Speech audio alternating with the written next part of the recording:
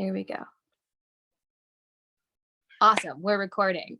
So Okay. yeah, it's Heather and I here, and I'm Angela, and we were just chatting about our experience actually at self-directed schools. So Heather here has 2 children who have been unschooling for quite some time, and she has started her own self-directed school. And I'm also a staff member at a Sudbury school. So we're going to go ahead and record and just see where the conversation takes us. But Heather, I'm so curious. So you mentioned that you had started your own school. How is that working out? What does that look like? Going really well. This is our 4th week, and let's see, it's an Agile school. I don't know if you're familiar. Yes, Yeah. I've heard of that. Yeah. Okay, so I really But love maybe it. if you can explain, because I don't know actually the full details of the Agile Learning Centers. I just know that that's a term that really resonates with self-directed education. So maybe if other people are listening, what is an Agile Learning Center?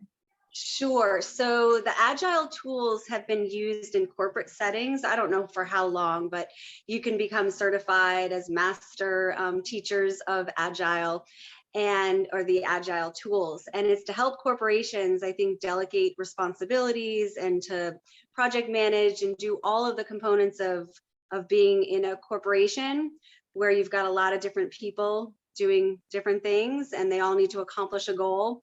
And so I don't know who at what point decided these tools would be really great in an unschooling setting, in an unschooling school. So I think the story is that there was a Sudbury Valley school somewhere, maybe New York, I don't even know. And they realized that those tools could support the learning in their school setting. And so they did it, and it's become this thing.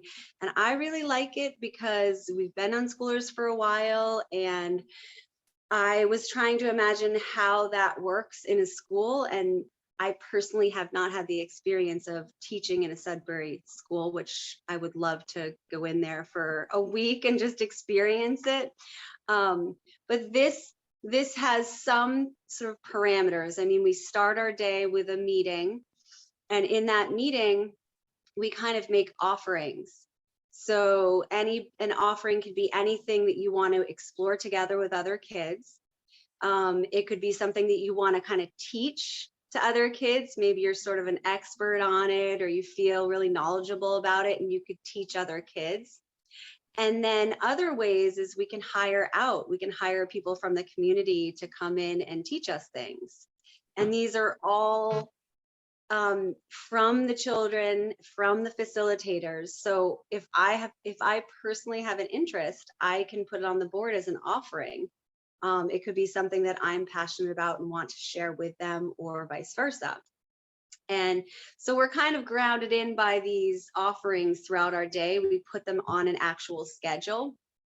And then my children all have an intention notebook, and they just spend a little bit of time after we do the offering board. Then we do a connection game to kind of like grow that community, keep the community tight so we all know each other. And then they spend some time in their notebooks thinking about what on the offering board they'd like to be a part of, and then what else might they want to do in their day. And then they go. And then they're often doing whatever they want to do for the better part of the 6 hours. And then at the very end of the day, we come back together.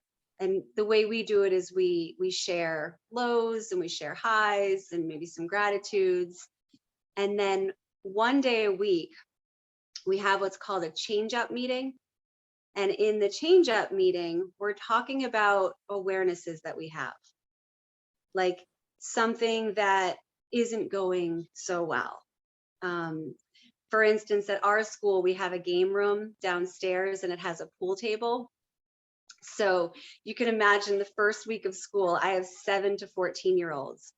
So the first 2 days of school, it was just all the kids gathered around the pool table, all of them holding their pool sticks, 10 kids just trying to play at the same time. And it was just very loud. And so that was the first awareness that we had to talk about. And the kids created a way to solve it. And I don't know that I could have thought about I don't think I could have created the solution that they created, and it worked immediately.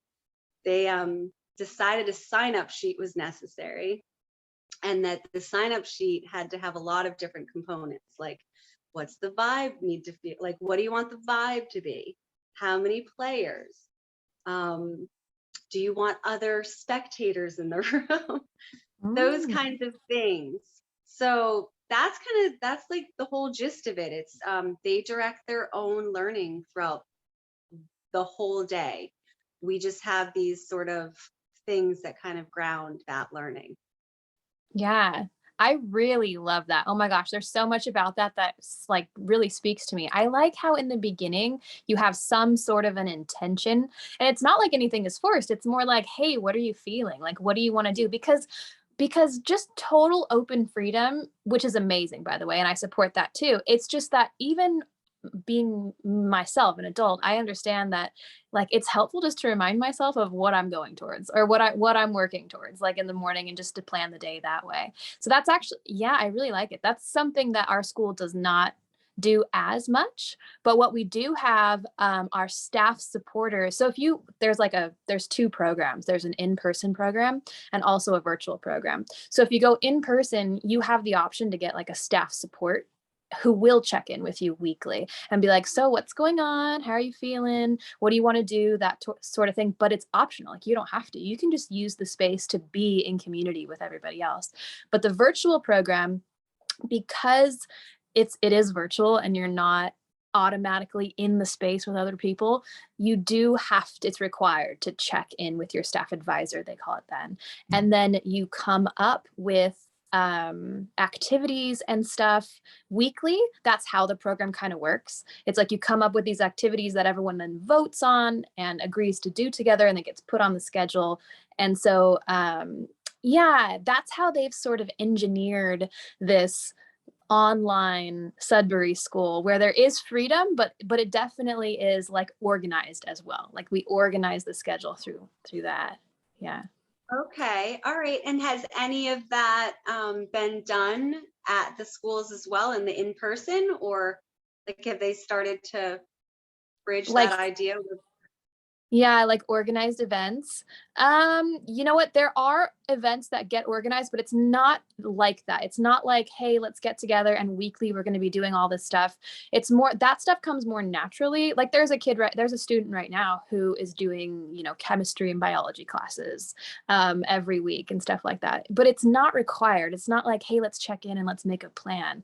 And also the in-person students are totally part of the virtual program too. Like they can join in on the classes there. Yeah. But again, it's not the same. It's not like if you're virtual, it's sort of like a requirement to be active in those things. And that's simply because showing up to an in-person school, it's really interesting to see how kids just naturally do things all the time. It's not like you really need to be sitting down and figuring out what we're going to do. It's like it's already done for you. They're figuring it out. They're doing all sorts of cool stuff. But when there's Yeah. that distance, like a virtual thing, then it was calling for, okay, we need to like get a little more organized, or it's just going to be nothing. Like because there's just you're not with people. So yeah. Yes. Now, the kids that come to your school, are they primarily on this path before coming, or because of COVID and stuff, did you have a lot of public school children who came in Oh my and were gosh, kind of brand yes. new to it? Yes, Yeah. yes, yes. Well, yeah, it's crazy. The school was growing so exponentially. They have to find a new campus and everything. They turned off all of the advertisements because it was just too much growth. They were like, whoa, I don't know if we can handle like how fast it's coming in. But and I think that definitely had to do with COVID. I think it had to do with not only all the regulations that were going down with parents maybe not being okay with vaccination and stuff like that, and all this crazy requirements, but also school being brought into the home. So I think as parents were quote unquote home, so they weren't really homeschooling. It was more like regular school was just brought in the house on the computer, and parents were observing what was happening. It was like dreadful, right? It was not easy. It was not fun. And I think that a lot of parents had sort of aha moments like, hey, this isn't working and maybe there's another way. So yeah, but people come from all sorts of backgrounds. Like our family came from straight radical unschooling, and we jumped in, and it really added benefit for us in terms of a social environment, and also financially. That's also a reason why we were doing it as well, because I needed to work, my husband needed to work. It wasn't making financial sense to have someone home all the time. So yeah, but there's people who come for all different reasons, whether it's regular schools just not working, and maybe they don't know a lot about the theory, but they're like, I just need to do something that works, and so I'm going to try this. Yeah. Or whether you're already, totally on board, and yeah, just depends. So that's probably one of the things that I'm most curious about, because my school came from, okay, so I've been wanting to do this for the better part of 20 years, is to start my own school, but I didn't really fully know what kind of school I wanted to have until I really fully knew. I needed to have a lot of experience before it could happen. So I'm glad the timing is now. I was working at a co-op out of, again, I needed to work. I'm actually going through a divorce. And so in the fall, I had to jump into work, and I was able to get myself a job at a co-op pretty nearby. It was 30-minute commutes. That was a little bit tricky, but her values and my values were not the same, because we've been radical unschoolers for a long time. So it's very hard for me to go back in and start teaching traditional school again. And the founder was very much about teaching all of the subjects. But I had multi-aged kids. I had 6 to 13-year-olds, and I needed to teach them traditional subjects. So that didn't make sense in my head. So I had to bring in self-directed learning, and it was going really nicely. And then things kind of changed with the school, and that's where my school opened up. I left that job it's been very fast. It was only a 2-week creation before I started the new school.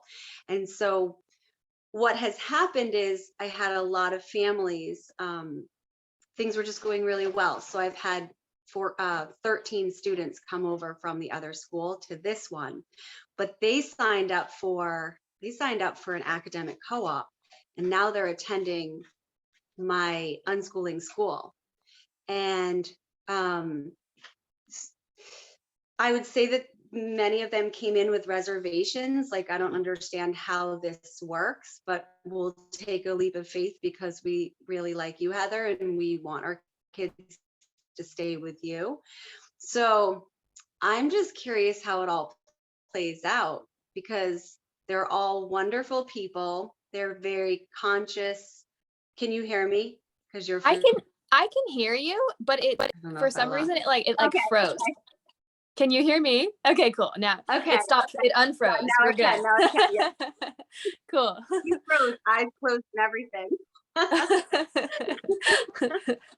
The last thing that I heard was, so they followed you, and that they're awesome people. They're very conscious people, but maybe they had some reservations. Yeah, they hadn't gone down this path of unschooling or self-directed learning. And most of them had their children in public school and pulled their kids because of reasons that you had mentioned earlier. And they signed up for their kids to be a part of, for many of them, it was for social reasons, but also the academics. So now I'm not offering them those straightforward academics. And I think they're really starting to understand what we're doing and why we're doing it. But I'm wondering, I think I need to maybe do what you're offering, which is some parent education. Is that what you're doing? Is helping people to understand? Yeah, so totally. I think there might be a slight lag with the audio right now. But yeah, so the school had contacted me to help put together a parenting course. We didn't want to make it seem like, hey, let me teach you how to parent or something like that. It's not like that. It's more like, hey, let's explore theory. Let's explore why the school exists and how we believe it works, and the style of parenting, which is I'm sure you're familiar, peaceful parenting, gentle parenting, conscious parenting, whatever you want to call it, it just vibes so nicely. Like you may as well just add unschooling onto that because it all like goes hand in hand. And so it's just it was like an explanatory thing that's optional. And then what was really useful for people, I think what people really, what parents really enjoy is having a monthly check-in. So they're free, they're not mandatory, but they're encouraged.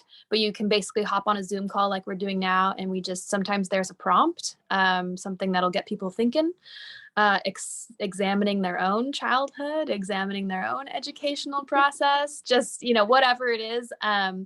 And those are just like really refreshing. And I think parents walk away with something that they didn't necessarily come with, like realizing that everyone's going through the same struggles as they are, but that we are doing it for the right reasons, and also examples from especially examples from families who have been doing this for a long time and have older children, of like how well it works. So nothing's perfect, there's challenges, but it does work. So yes, definitely. And I actually, I actually shared the conversation. I can't, excuse me for just a moment. It's okay. My kids are in the other room too. Right now. Okay. I'm on a call. Yes, I can in just a few minutes. Can you just grab a snack? But I don't have any snacks. I didn't give him the heads up. He's been gaming in his room, so I didn't give him the heads up that I was going to do this call. No worries. Yeah.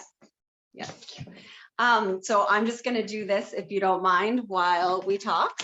Totally, that's fine. You know what I forgot to mention? So for anyone who may be listening or re-watches this later, before we started recording, Heather explained that she was actually a teacher at a traditional style school, which I think is so many people's story who wind up unschooling. Like there is a large percentage of parents and families and that wind up doing this form of education who came from the traditional model because they were like in it, they're the ones seeing it from that perspective. And I think that's really telling, if you will, that like the people who would know best, the people who actually are in it and experiencing every day, are then sending their kids to unschooling schools or unschooling themselves. So yeah. Yeah, it's pretty informative when you teach. It really is. It is, especially public education. Yeah. So yes, what I was going to say is that I jumped on, like I said, and watched all of the recordings that you guys have already done. And the one where you had the veteran mom who shared her experience, she has adult children. And I thought that is really good information for the parents at my school. So I shared that in our private Facebook group, and I know some watched it, and I know that it was helpful. Oh, yay. Good to hear. Thank you. Well, thank you very much. Honestly, I think the more we can help people to understand, the better, because it does take time. I mean, it took me 9 years into doing this. Maybe I still catch myself sometimes kind of going down that thing of it typically happens with my dad. I don't know if you have parents who don't get it. my dad's one of those, you go to school, you graduate, you go right to college, you graduate, and then you work hard and you're a good citizen, and then you play on the side after all the hard work and everything. And he just doesn't grasp this concept of like just living and just learning through living. Right. Even though he sees that I have really bright kids who have been doing this for a long time, who are very connected to the world around them and the people around them. I don't know if it's something that he'll ever fully understand, and I guess that's okay. But yeah, if we can help other people to see that our kids are born innately intelligent and curious and I don't know, it's so easy for them. So even though I have, a lot of parents that have the reservations, which I totally understand and would anticipate, the kids don't have that. They can go from public school to an unschooling school. And, I think it took some of them maybe week one, end of week one, they were like, oh, we really get to do our own thing. You're really not going to tell us that we have to do X, Y, Z. Mm-hmm. Yeah. But it doesn't take them long. Yeah. Yeah. Do you find that too? Totally. Yeah. So that typically happens from families who have come from a structured environment and then jump into unschooling. Typically what you find like at the specific school, at least that I work at, which I haven't worked there for very long. My kids have gone there for many years. So I've just been in the community and sort of seen some of the things that have happened. But yeah, so typically what happens is you come and you're like, wow, I have all this, like the kids, like I have all this freedom. I'm going to play video games for 2 weeks. Like that's like typically just because they've been restricted. So they kind of like go crazy on what they weren't allowed to do. But then that wears off. Then they complete the game or something. They win the game. It's over with. And they're like, what am I going to do now? And that's where it gets interesting. Yeah. Yeah. Yes. Our kids, they're one of the biggest focuses for them over the past 2 weeks has been wrestling. They've just been like wrestling. They go out into the grass and they just like really wrestle. They go for it. You never can know what they're going to be enthusiastic and excited to experience. And today we did do one of those change up meetings because I just wanted to check in and make sure that everybody felt comfortable with the wrestling. So that's probably another question I have for you. How do you guys do that? If you had the same scenario, I mean, it's probably 12 kids that participate and they all do it. What I can see is there's consent. Everybody has decided to play. Everybody is in a good mood. So nothing ever turns south. Like nobody ever goes to that upset place. But it's still, wrestling. They're like sweeping each other by the feet. They sometimes like head and neck are involved. So just from observing things. So how does that happen at a Sudbury school?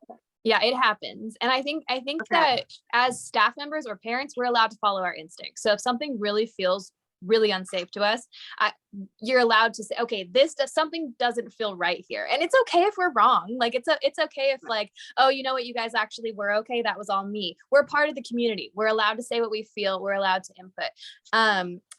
But in general, wrestling and rough play is actually amazing. That kids learn so much, which I'm sure that if you've opened up a school and you've done any sort of like parenting research, like there's so much there about how much you learn from physical rough play like that.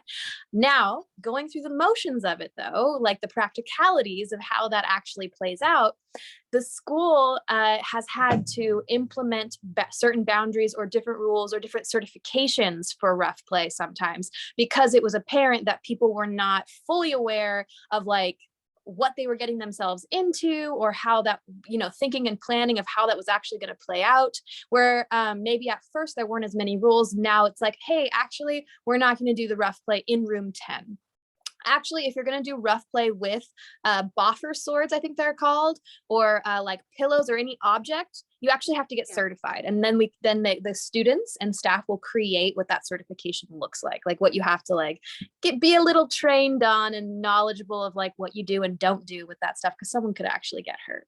But that stuff is done through experiencing it. That's done just from like, it doesn't all need to be figured out at first. It's intuitive.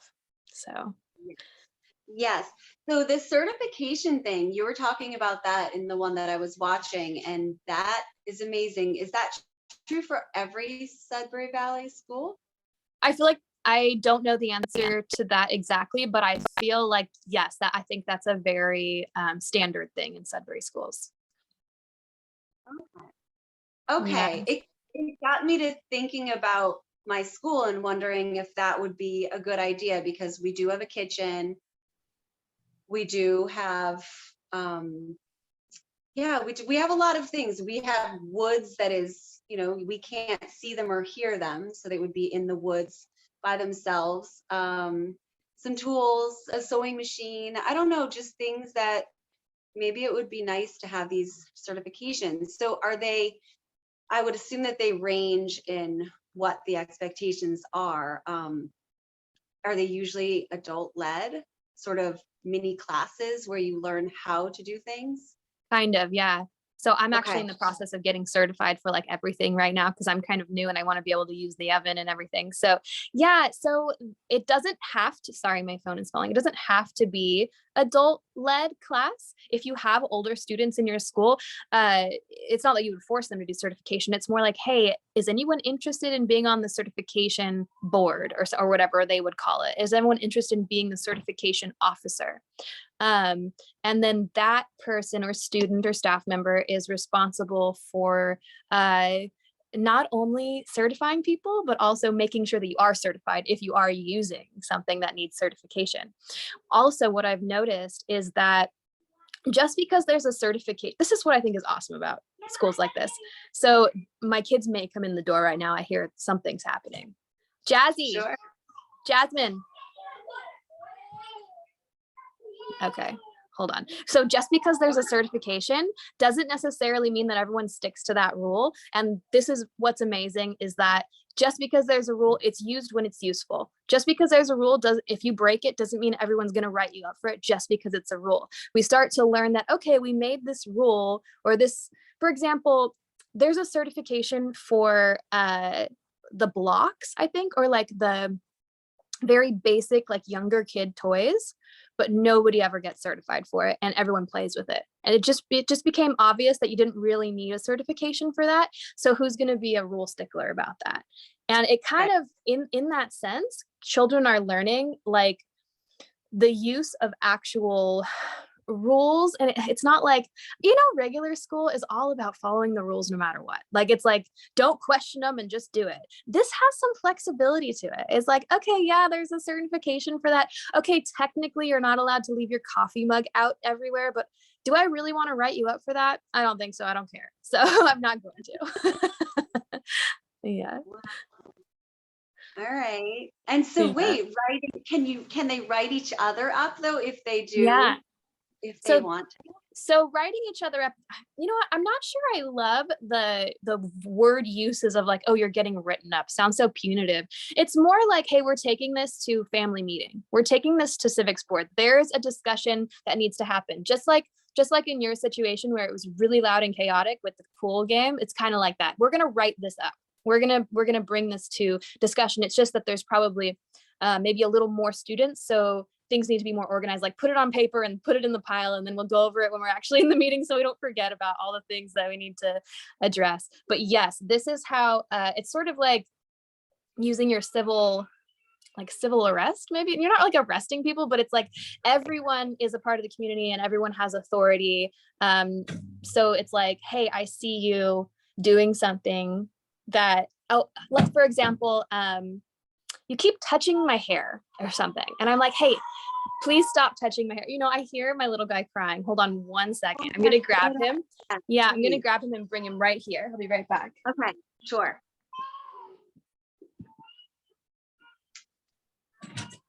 What's happening? Sad. Sad guy. He's been sad for the past 2 minutes. Mom. I'm on a call still and it's recording. Jesse was scared. Yeah, that's okay. Let's bring him in here. Okay, let's just leave it. Let's not open it. There you go. Thank you, Jazzy. That was really nice of you.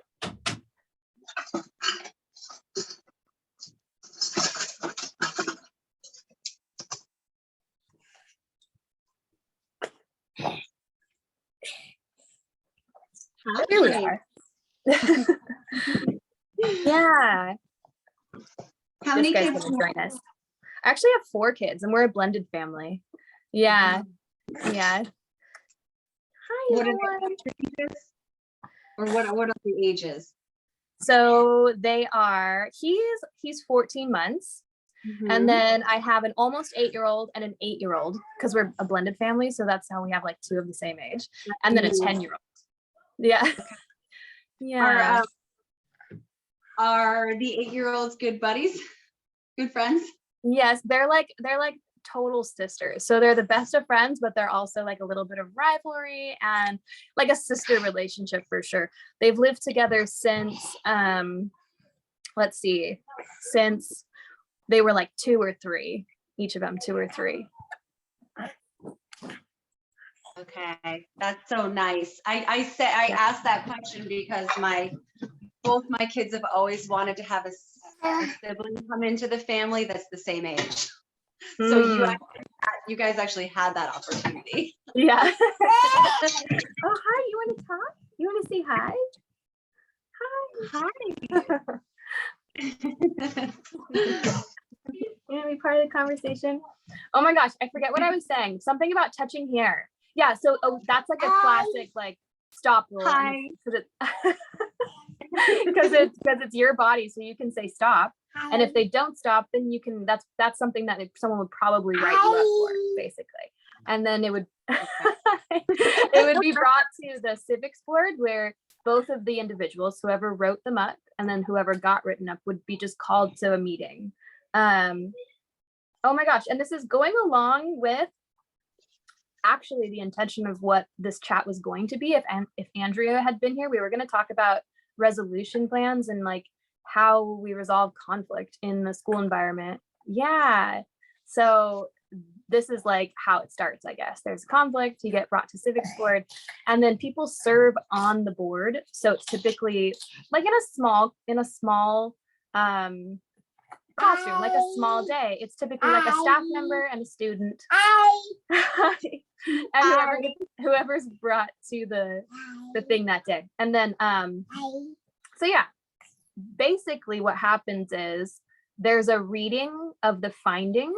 So you basically like go through a description of what happened. Does everyone agree with that? Does anyone have anything to add? You can raise your hand and say what you want. And then the goal is to find a solution. So people can share how the event made them feel. That's very useful because the students are basically developing like empathy skills and the ability to see from another's perspective. Like with young kids, I'm sure you are familiar with this. A lot of times the problem simply is that you're just not practicing seeing from someone else's perspective. It's not that you like intentionally are hurting anyone. You just were unaware. So making people aware, it's not like we're making them responsible for how we feel, but it's more like, hey, there is an amount of like being kind to others and accommodating for everyone's needs. That's what we're learning in this space. We're learning how to follow our freedom, but make it possible for everyone to follow their freedom. That's a skill. That's a life skill. Like that is challenging in and of itself, challenging enough. Like the pursuit of happiness, I think is an art form. So the first thing is people sharing their perspectives in that regard, and then sharing resolution plans. Okay, so the first person that would be asked for a resolution plan would be the person who was being called to civics board. So the person who had done the hair touching, basically. Like, hey, do you have any ideas for how to prevent this from happening in the future? Anything that we could, like an action plan based on what everyone said? And sometimes like, hi. Sometimes if it's like food mess, that's such a common one, like people leaving their food everywhere, then typically the common like resolution plan is, well, maybe you can help do the dishes, maybe you can help clean up, do a chore or something. It's not meant to be a punishment. It's more meant to just be like, how do we make this right? How do we resolve our conflicts, type of a thing. But a lot of times there are things like, if it's a more serious situation, like maybe you have to put the electronic down for a day. If it had to do with electronics, try to be like a natural consequence to like whatever the thing was that happened. But usually they make pretty good sense. Like just trying to solve the problem, not trying to punish anybody, just really trying to solve the problem and make everybody happy. He is totally pouring his little bottle all over me right now. Luckily it's just water.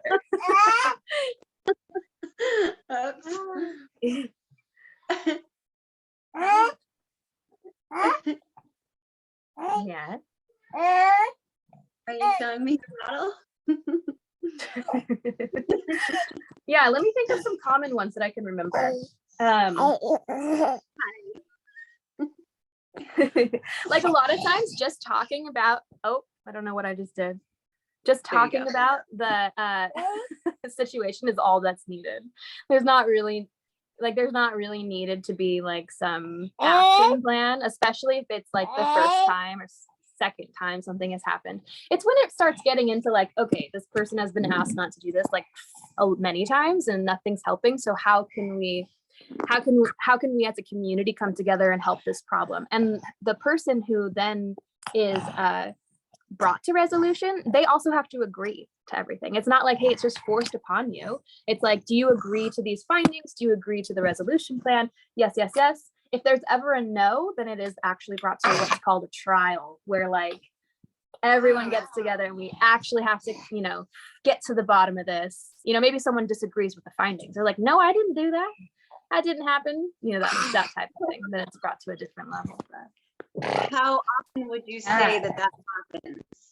That something has to get brought to trial? Is it like a once a month kind of thing? Oh, like never. Like okay. Rarely ever. It did happen once this year. It's always with more serious allegations where someone basically is like, not always, but I would say most of the time.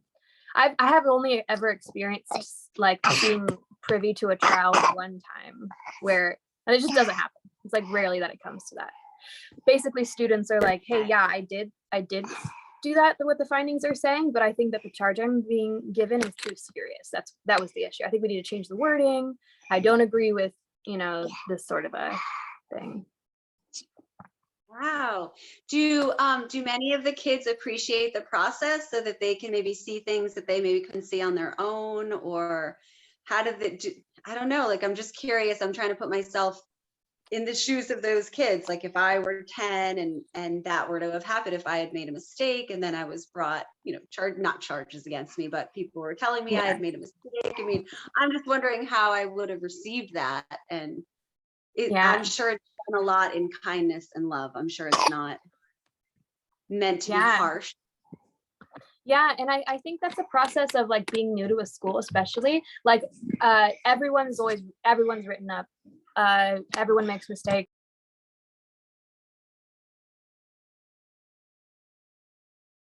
There you are. There we are. He swiped my camera here. I'll just unplug it and hold it. So yeah, because that can sound like, from a newcomer, that can sound serious. It sounds like a big deal. And a lot of times you'll find that like with newer students, like there's a lot of coaching that goes along with that of like, oh, it's not a big deal what's happening right now. Like everyone gets written up. This is just how you run a community basically, because we have to address things that don't work for everybody, but it's not like something that you need to feel ashamed for or anything like that. So that's typically a process with like new students. Like the first time they get written up, they feel bad, but it's interesting because that lesson in and of itself is really valuable. So that's something that my kids have shown resilience towards, is that we all make mistakes. And sometimes loosening your like rigidity about making mistakes happens from realizing like, oh, we all get called to civics board all the time. We're all like human. And this is actually not a big deal to just like face when we make a mistake sometimes and make amends. Oh, that's just like life. That's how it works. So yeah, that's amazing. That's good. That's good lessons for kids. Oh yeah. I heard you say maybe how, I think you were talking about what a gift it is to the future partners of these children and how they're going to be able to navigate their relationships really, really, really well. They'll be very savvy. Yeah. That's good. Yeah, totally. Like partners are going to have to keep up for sure, because it's like they've been doing this sort of interpersonal work every day. So it's pretty cool. Yeah. Oh my gosh, it pointed out my own perfectionism to me. Like my daughter, when COVID happened and my kids were home, the school actually had to shut down due to regulations for a while, and my kids were at home, and I overheard civics board one of the times that she had been called to civics board for some reason, like it totally triggered like a childhood wound of mine of like, oh my gosh, you're in trouble. And did you know what you did? And like, I felt like there was maybe some injustice happening. And then it just totally brought me back to when I was a little girl in kindergarten and had gotten in trouble for something that I didn't even know was against the rules, and how I was punished for it, and just felt this like big feelings and confusion, and swore that I would never make another mistake like that ever again. And it made me this really unhealthy perfectionist. And it was so interesting to see that my daughter, I was all like worried about her and kind of like, oh, are you okay? And how did that go? And she's like, Mom, I'm fine. I don't even care. She's like, I pled guilty because I did do that, and it's fine. We'll talk about it another day. And she looked at me like I was crazy. And I'm like, wow, this just shows like how the traditional school system sometimes can get interpreted by young children who are just being punished for stuff, and how the Sudbury model just doesn't have that same impact at all. It's like, what's the big deal? Whoops, I made a mistake. That is amazing. That's an amazing difference. Yeah. Instead of having to grow up and then do the work, they're just doing it as they're living. Yeah. I feel like that's a really good explanation, because being a parent who's not maybe in the Sudbury schools every day, hearing that like, oh, you get written up and maybe you'll have to go to trial if you don't agree. That does sound a little bit serious, but in action, in play, it's not. It actually just relaxes you and makes you, cures perfectionism, basically. Yeah. And I just had a question about, so when one child writes up another child, how quickly do you then sit with the kids so that they can talk through it? And how often is it already like a non-issue? Oh, because that's it's hours later, or? Yeah, that's a really good question. So it's typically brought to civics board, I think the next day, as soon as possible. Okay. The next day. You know what? I'm not sure how often it is already resolved, but what I do know is that a lot of times, like, kids don't always write people up. That's what it is. Like, a lot of times they can resolve it without having to write somebody up. So typically, if it is written up, it's because either there's so many different reasons, but maybe it's because they were not able to a resolution, like actually on the playground. You know what I mean? Sometimes children are learning how to advocate for themselves. So they're a little bit too shy to actually say something in person, and they're using the write-up system to have a staff help them and learn how. That happens a lot with the younger kids. So yeah. I like that idea because, for instance, something happened today where one of the kids, the kids don't typically, as we call it, tattle on the other kids. They don't typically do that very often because I think they just work through things pretty quickly. But today, a child came up from downstairs in the game room and said so-and-so had walked on the pool table. And I thought, eek, like, we can't walk on the pool table because it doesn't belong to us. We're at a VFW, so it's a veteran place. So we're trying to be super respectful. I mean, it's amazing they're letting us use all of these things. And so I just went downstairs to say like, hey, we have to respect the equipment. So when I got down there, what never crossed my mind was he had a tough shot. he had a tough angle. And so the best way to do it for him in his mind, he has a very much of an engineering brain, was to literally climb on the pool table, feet right on there, and get the best angle so he could get a good shot. It never even dawned on me. I thought, that's really strange. I'm like, I'm walking downstairs thinking, I'm so surprised that this child would climb up on the pool table.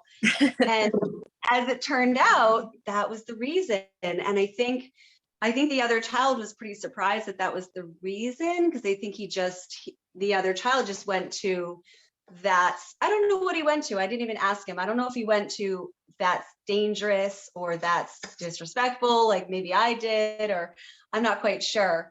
But it got me to thinking that I wonder why the other child maybe just didn't say like, hey, why are you up there? Or that's dangerous, just kind of speak more directly to the other child. So I can see how your kids would become very savvy with the system that you have.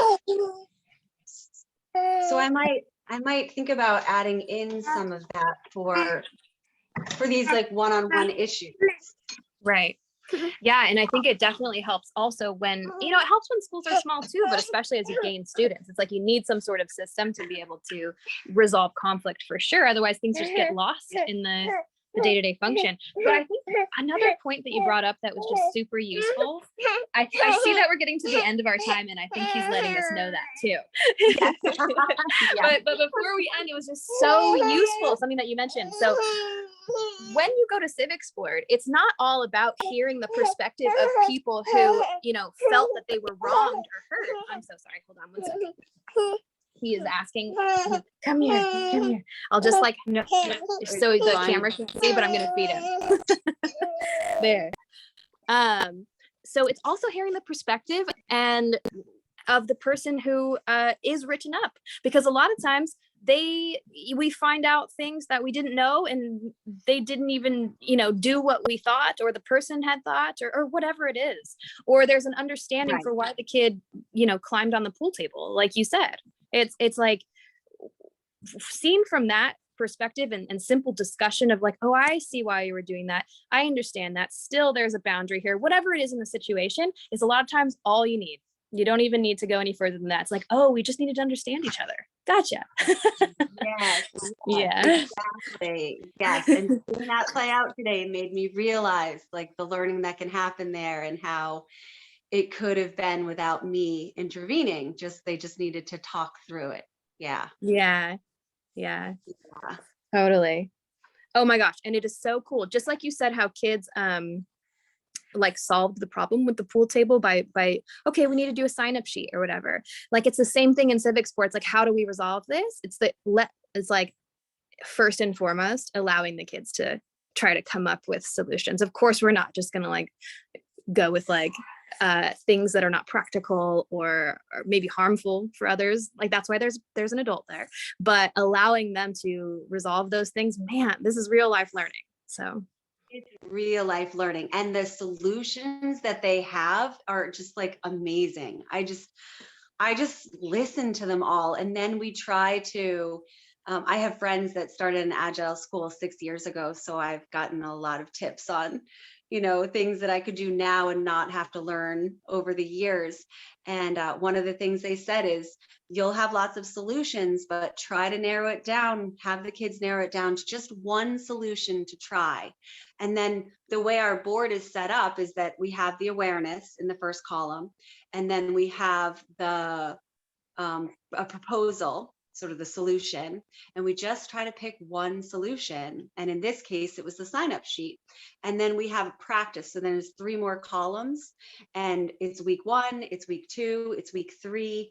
And then the final column is mastery habit. And so you try that solution for a week and you see how you did. So we revisit it in the next week's change up meeting. How are things going? And the kids might say, well, we're still this and this happened. But for the most part, great gains. So then I say, well, we've been practicing it for a week. Are we at mastery habit? And they're like, well, no, because we still are talking about some minor issues. So then we keep going in the weeks. But what they understand is, if their solution after week 1 was maybe not the best solution, we can rework that. We can try one of the other suggestions. So I really like the whole visual of it, and I like that the kids are solving the problems. And I don't know, there's a lot of value in all of this conflict resolution in a very, productive way, and from the children. totally. Yeah. I feel it. I think if anyone's listening too, like I mean, yeah, it's like actual learning here, not pretend learning, not copying and memorizing. It's like actual learning.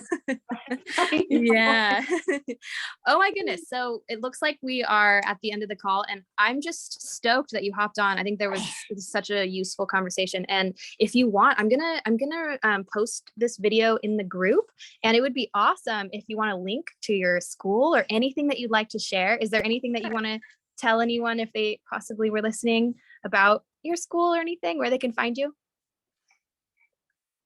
Sure. It's called Intentions Agile Learning Center, and we're in Central Massachusetts. And I think we're the first Agile school in the state. And I have had actually former teachers who are unschoolers reach out to me and say, how do I start this? And I'm happy to field those calls. I would love more of these schools popping up.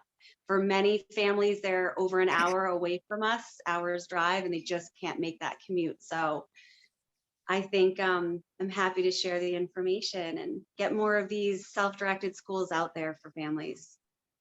Yay. Oh my goodness. Thank you. So yeah, You're we'll go ahead and post a link for that in the comments as well, as soon as we get it up later tonight. Thank right, you. It was so good to have this conversation with you. Absolutely. Nice talking with you. You too. All right. Bye-bye. Goodbye.